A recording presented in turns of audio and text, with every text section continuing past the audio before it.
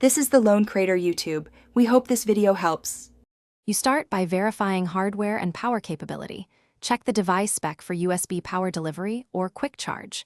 Once confirmed, swap to a certified high-current cable. Damaged cords kill speed. Next, pick a charger rated 18W to 100W that matches your device. Make sure voltage and protocol align. If using adapters, ensure they support PD pass-through.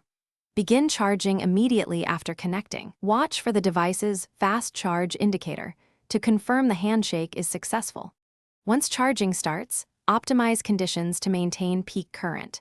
You should close background apps and enable airplane or low-power mode to reduce consumption, which lets more current go to the battery. Make sure the cable run is short and direct. Long or cheap cables cause voltage drop. Remove cases that trap heat and place the device on a ventilated, cool surface because thermal throttling slows charging. Finally, confirm connectors are clean and seating is firm so the charger and device keep a stable handshake.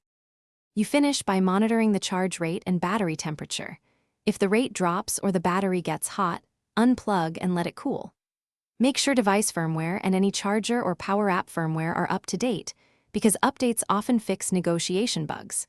If fast charge still fails, swap to another certified cable, a known good PD or quick charge charger, or a different outlet to isolate the problem. One key troubleshooting tip: inspect the device port and cable ends for debris or bent pins.